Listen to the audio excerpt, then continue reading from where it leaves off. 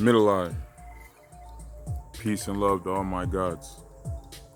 Decided to do this shot in nature as always.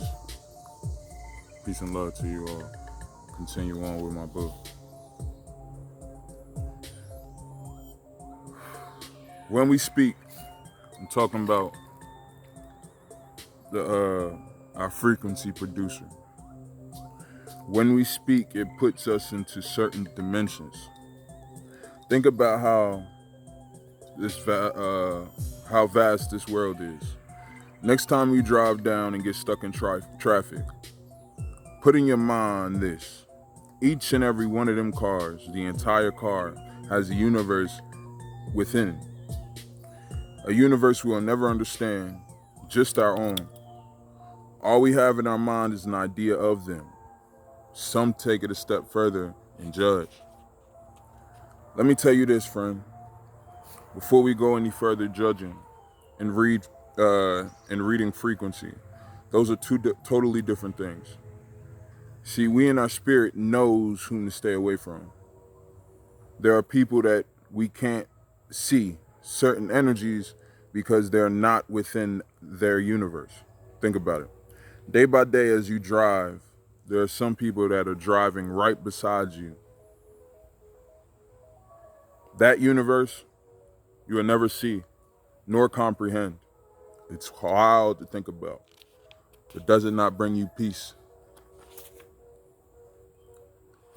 To be paused in this realm of reality is peaceful to me, but also sad. This part of the book is my pain, but greatness comes after. I know I must go into a dark place to tell you this, but as you read, reader, don't envision a negative world for me, but greatness. Feel the words, but let's love the journey as I did. May greatness be where greatness ever was and forever will be.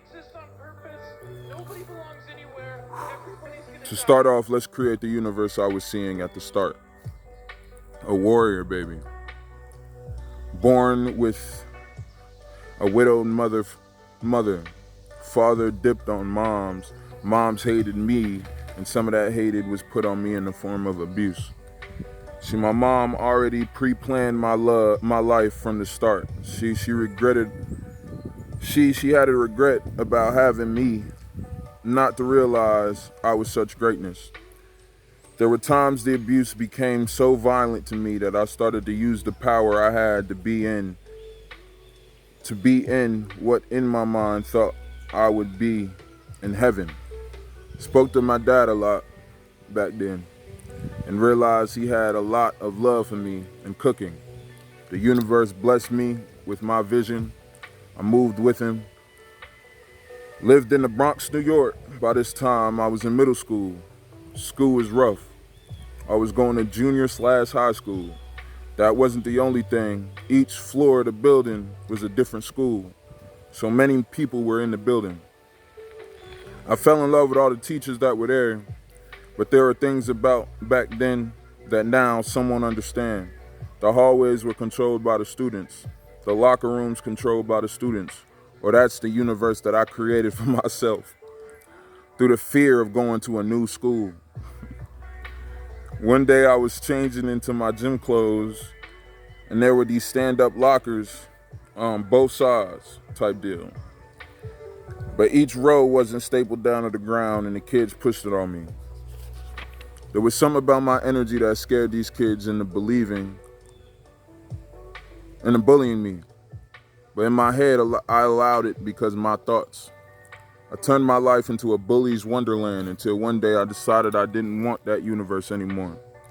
As I'm walking home, a group of kids follow me. Each of the bullies ganged up. I tell them, let's do this by my rules. I fight one of you at the park and I win. If I win, you respect me by not speaking to me. Let me tell you, I beat this dude's behind. I look back, it was like the ego was born. But since that day, I realized the ego can only and will only be used when needed. Not to say the fight was necessary, nor did I receive respect. Yes, Did they bother me after? No. I met spiritual guides at this point. It's kind of weird at this part of my journey. The one reason I know for a fact there were spiritual guides, one, the way they acted and their names. Philibert and Calvin. Philibert and Calvin was funny but clumsy dudes. They loved to draw and really good at it. They were so kind to teach me. Through this time, they helped me get through my days at home. My dad had a girl. She was in my eyes. In my eyes, she didn't like me, my energy neither. Nor did I, and that kept us against each other. There were days I worked with my dad. He had his own cooking business, called it Anthony Southern and West Indian Catering. Let me tell you the greatness we started. We would go fishing and fish caught. With the fish we caught, we would go cook and make and sell plates. Let me tell you what this lady does. She puts hair into one of the sauces my dad makes. Not only that, she blames it on me. What killed me is my dad believed it. There are things us parents forget when it comes to kids. We are human, and if we come from a life of abuse, we must heal and not raise our fists to our children. It was called them to lie to us parents. I'm gonna continue this story, but I want y'all to think about this. And I'm gonna go further on with this. I envisioned all this in my head as I lived it. As a kid, I don't know why, but I always thought about negative shit. And that negative shit was always shined back on me. I always thought about the worst that could happen to me, and the worst happened.